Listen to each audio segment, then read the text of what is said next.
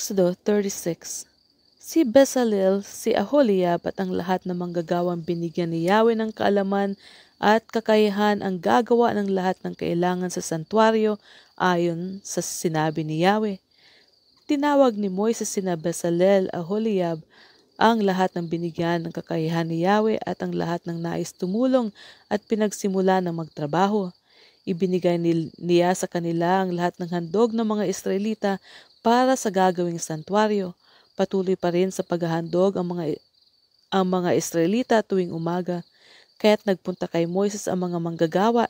Sinabi nila, napakarami na po ang ibinigay ng mga tao, ngunit patuloy pa rin silang nagdadala. Kaya iniutos ni Moises, huwag na kayo magdala pa ng kaloob para sa gagawing santuaryo. Noon lamang tumigil ang mga tao sa pagdadala ng handog. Gayunman, sumobra pa rin ang mga handog na naroon. Lahat ng pinakamahusay na manggagawa ang gumawa sa toldang tipanan. Ang ginamit dito ay 10 pirasong kurtina na hinabi sa pinong lino at lanang kulay asul, kulay ube at pula na may bordang larawan ng kirubin. Ang haba ng bawat piraso ay 13 metro at 2 metro naman ang lapad. Ang mga ito ay pinagkabit-kabit nila ng tigli-5. Gumawa sila ng mga silo na yari sa taling asul at ikinabid sa gilid ng bawat piraso. Tigli-50 silo bawat isa. Gumawa sila ng 50 kawit na ginto at sa pamamagitan nito'y ipinagkabit ang 2 piraso. Kaya ang 10 pirasong damit na ginamit sa tabernakulo ay parang 1 piraso lamang. Pagkatapos gumawa sila ng 11 pirasong kurtina na gawa sa balahibo ng kambing upang gawing takip sa ibabaw ng tabernakula. Bawat isa nito ay 13 metro ang haba at 2 metro naman ang lapad. Pinagkabit-kabit nila ang 5 piraso, ganun din ang 6 na natira. Kinabitan nila ng tigli-50 silo ang gilid ng bawat piraso.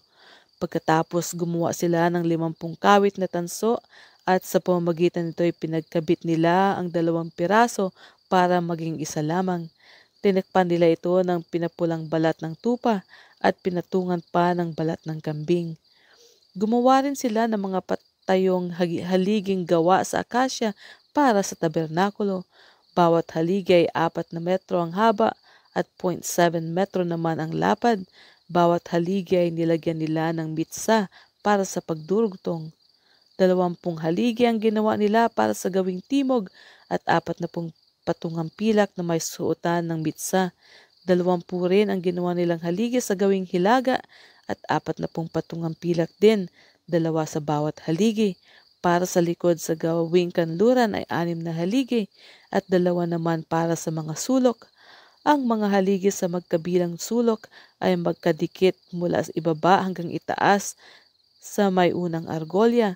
Sa makatuwid, 8 ang haliging nagamit sa likod at may 2 patungang pilak ang bawat isa. Gumawa rin siya ng pahalang na balangkas na yari sa akasya, 5 sa isang gilid, 5 sa kabila at 5 rin sa likod. Ang pahalang na haliging panggitna ay abot sa magkabilang gilid ng dingding. Binalot nila ito ng ginto ang mga haligi at kinabitan ng argolyang ginto na pagsusuotan ng mga pahalang na haligi na binalot rin ng ginto. Gumawa rin sila ng kurtinang yari sa pinong lino at lanang kulay asul, kulay ubi at pula. Ito'y binurdahan nila ng larawan ng kerubin. Gumawa sila ng 4 na haliging akasya na kabitan ng tabing. Binalot nila ito ng ginto, kinabitan ng kawit na ginto rin at itinayo sa 4 na tuntungang pilak. Para sa pintuan, gumawa sila ng kurtinang yari sa pinong lino at lanang kulay asul, kulay ubi at pula at binurdahan ng maganda. Gumawa sila ng 5 posteng pagsasabitan ng kurtina. Kinabitan nila iyon ng mga kawit, ang dulo'y binalot ng ginto, gayon din ang mga haligi at itinayo sa 5 tuntungang tanso.